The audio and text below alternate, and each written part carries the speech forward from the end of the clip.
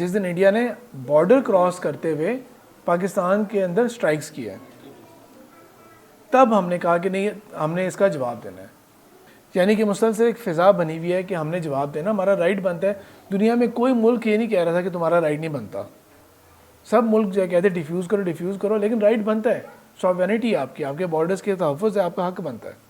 پاکستان کے پاس یہ جو رائٹ تھا کہ انڈیا نے ظلم کیا ہے، پاکستان نے خود بھی تو افغانستان کے اندر سٹرائکس کرنی شروع کی ہوئے نا پچھلے سال 2 سالوں کے اندر، کہ افغانستان کے اندر جی وہ anti Pakistan T T P یا وٹ ایور جو بھی ہے، تو ہم بھی سٹرائکس کر رہے ہیں.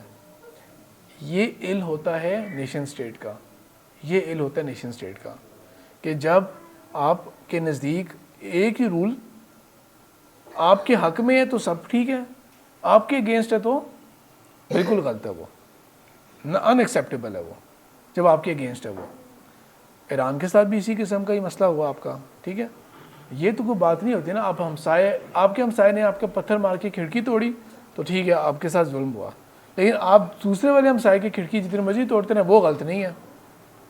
یہ پرابلم ہوتی ہے نیشن سٹیٹ کی. یورپ کے اندر ایک نیا کانسیپٹ پروان چڑھا جس کا نام تھا نیشن سٹیٹ کا تصور. نیشن سٹیٹ کا تصور. اب کسی قبیلے کے ساتھ ایسوسیشن نہیں ہے آپ کی، اب آپ کی کسی فیملی کے ساتھ نہیں ہے، کسی بادشاہ کے ساتھ نہیں ہے، اب آپ کی ایک خاص بارڈر ڈیفائنڈ لینڈ کے ساتھ آپ کی ساری لائلٹی ہے، ساری ایسوسیشن، ساری ایفیلیشن آپ کی ایک بارڈر کے ساتھ ہے. اور جیسے یورپ نے پوری دنیا کو کالونائز کیا اور پرائمریلی برٹن نے کالونائز کیا، تو انہوں نے سویپ اوے تو کیا، وکٹریز پہ وکٹریز ان کی ہوئیں، وہ لائنز ڈرا کر لیں جو لائنز یہاں کی ہسٹوریکلی تھی نہیں. اور وہ لوگ لائنز ڈرا کر رہے تھے جن کو زیادہ گراؤنڈ ریئلٹیز کا پتہ نہیں ہے، لیکن پاور اور اتھارٹی اتنی ہے کہ کسی پیپر کے اوپر، کسی چارٹ کے اوپر لائن ڈرا کر دی نا، اب وہ 70-80 سال کے لیے، 100 سال کے لیے وہی لائن رہے گی، کوئی چینج ہی نہیں کر سکتا اسے. سارے جھگڑے اس کے اوپر ہو رہے ہوں گے، سب کچھ اس پہ ہو رہا ہوگا.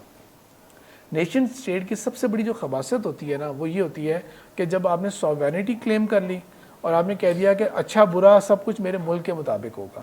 جیسا باقی دنیا کے ممالک ہیں، ہم بھی ایک دنیا کا ایک ملک بن کے رہ گئے.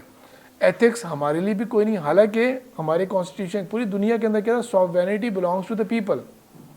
ہم نے کہہ دیا سوورینٹی بلانگس ٹو اللہ، بالکل رائٹ فوٹنگ کے اوپر سب کچھ ہوا. لیکن unfortunately over the period of time بالکل ایک ایسے نیشن سٹیٹ کے رنگ میں ہم لوگ چلے گئے جو کہ اسی چیز کا ہے جس طرف منع کیا گیا تھا.